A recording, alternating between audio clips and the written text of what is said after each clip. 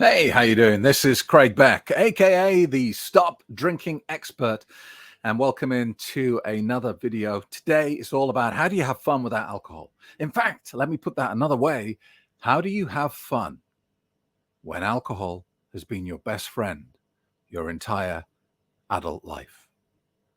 They're not my words, as you would expect, but they are a comment that I saw on YouTube this morning. So I thought I'd jump in and make a video about it, because there are a lot of people out there who've gone sober and they're finding they're missing out on the fun. Life seems less fun. So what do?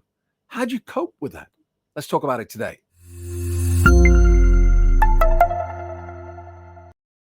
So this is the comment that I was referring to that I saw on YouTube this morning from Michael Quinn.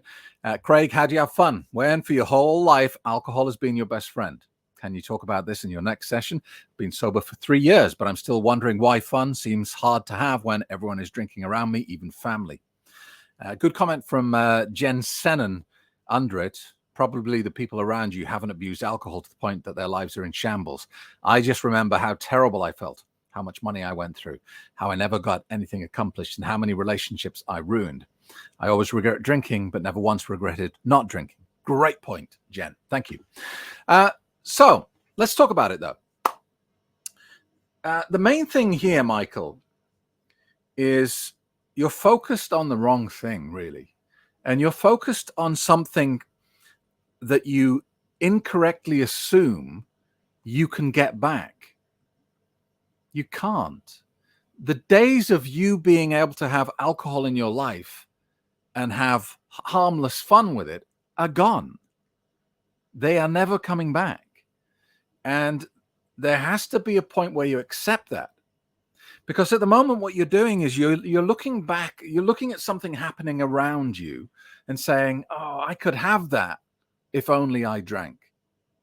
And you're not analyzing it any more than that. You're saying, look at all these people laughing and giggling. If only I joined them drinking alcohol, I too would be happy and laughing and giggling. And it's a false assumption. It's an analysis of the situation based on false evidence, okay? Because it would be the same as you looking around the room, a room full of young people going, oh, I wish I could be like that again. You can't. You can't be young again. You are who you are. You are where you are. And that's the harsh reality, all right? Because when you started drinking, you had those moments of fun and hilarity and laughter and the mild hangover and, oh, what a great night we had last night. And then at some point in your life, Michael, you crossed the event horizon. It was one day in your life. You stepped over from fun social drinker into problem drinker. And the problem is when you cross that line, the door gets closed. There's no way back. You cannot go back to that carefree life that you once had. It's gone.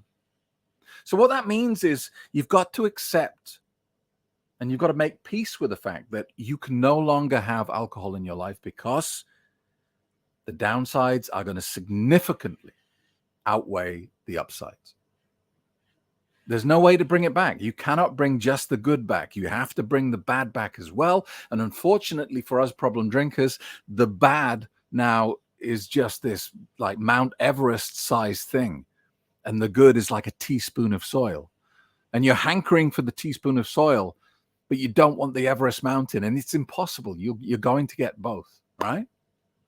So in the same way that we can all say, wouldn't it be lovely if we all stayed young forever and we got to play at soft play centers and play with our toys, with our friends, and just live this amazing, carefree life? You can't. It's not reality. And at some point you have to grow up and say, I accept it. And it's not just alcohol. For me, I'm 48 this month. And at 48 years old, it's really hard for me to accept that there are many things in life now that I cannot do because I'm too old. I used to love judo. Martial arts was a very big part of my life. I have a dodgy hip. I know that if I went back to judo, I'd last maybe 1 or 2 sessions and then I'd be injured for about 3 months. I know that that's no longer something I can do. And it's hard. It's tough because I'd love to go back and do it, but I can't. I've always had this hankering to be a professional pilot. Love flying. But really, how long is it going to take me to train? 5, 6 years? How much money I'm going to have to invest? How old am I going to be when I qualify? It doesn't make sense. That door is now closed to me, yeah? And those people that you envy, that's not a world that's open to you anymore. And the sooner you accept that there's not an option to go back, then you'll find some more peace with this. Because at the moment you're torturing yourself, Michael. You're lying to yourself. There's a part of your brain that's saying that's possible for you. It's not. So what's the point in thinking about it? It's not possible. And the hard reality is that what you're witnessing is an illusion anyway. You're there being the sober person at a drunken party, and you're looking around and everyone's laughing and giggling and howling, and you're thinking, why don't I feel like that? I can hear the same stories that are being told. Why am I not howling and laughing uncontrollably? I wish I could feel that. Well, the reason you're not doing it is because you're a more intelligent being in the room. Now, alcohol doesn't make us more fun. It makes us more stupid. All it does is it reduces us down to a lower form of life. Those drunken people who are howling in laughter at a joke you just heard and decided wasn't funny, they're nothing more than shaved monkeys. They're a lower form of life because they haven't got the brain power. They haven't got the capacity to evaluate what's going on. And stupidity is never something to aspire to.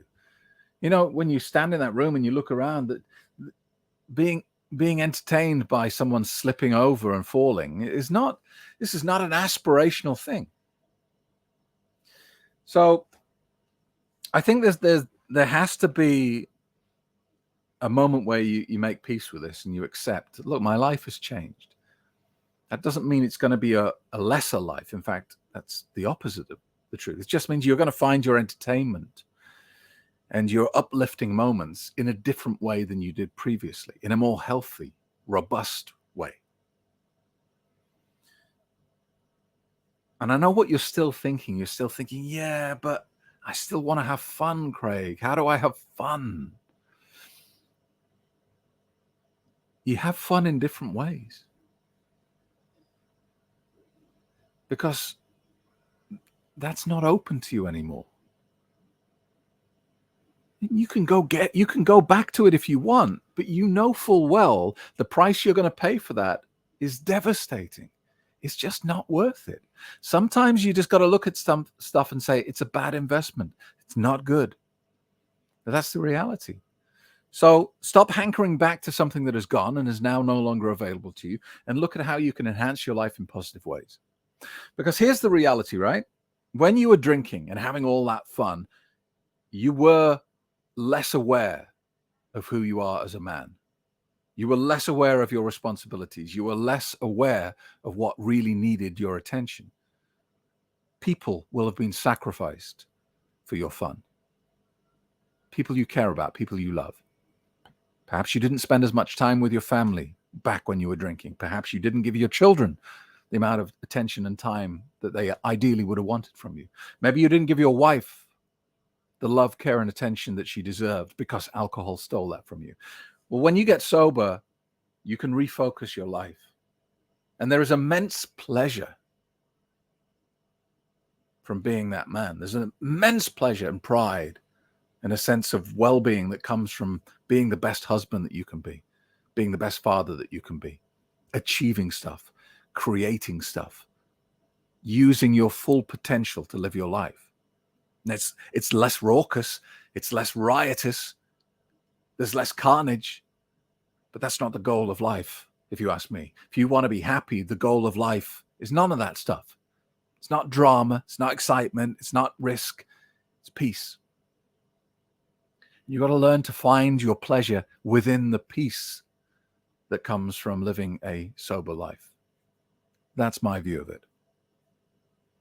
Life is different, yeah, but it's better once you accept it. And, your life will change. You can't expect to take alcohol out of your life and for nothing to change. And that means you will go out less. You will go to less parties. And when you do go to parties, you will leave earlier because it will get boring very quickly. This is not necessarily a bad thing. You'll be going to bed with a clear head and you'll wake up at a decent time in the morning feeling fantastic.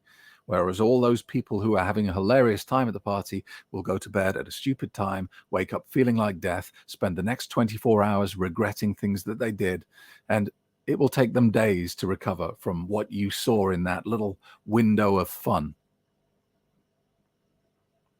The price is too high, if you ask me. So you have to change your life. And if that means that your routine has to change, then so be it. Time to grow up and accept that. If your weekly routine was Friday night in the bar with the guys playing pool, getting drunk, then you can't really expect to go sober and continue that routine. Because as the saying goes, if you don't want a haircut, don't hang around the barber shop. That's what happened to me. No barber would put his name to this, I know. But you know what I mean. Eventually, if you hang around the barber shop long enough, you'll get a haircut. So if you don't want one, don't go there. All right? So perhaps not the answer you were looking for, Michael. But sometimes you just need the truth. And that's what this is. It's just it's me grabbing you by the lapels and saying, look, that's gone. Accept it. Deal with it. Don't sulk. Don't hanker back to the past because it's not available to you. Be in the moment and appreciate the peace and genuine pleasure that comes from living a sober life. Thanks for watching. If you're interested in finding out about how my course has helped so many hundreds of thousands of people to get their own happy, sober lives, then do yourself the biggest favor you will ever do, and that is book yourself on the next free Quit Drinking webinar. Go to stopdrinkingexpert.com, book your place. You will even get a free copy of my best-selling book as a gift just for turning up. Thanks a lot and enjoy the rest of your Thursday. Discover the world's most successful and respected online quit drinking program today. It gives you real mental freedom from the clutches of alcohol. Craig Beck helps you understand what alcohol does to you, how it works. Are you finally ready to take action? Your sober journey begins 11 a.m. Sunday.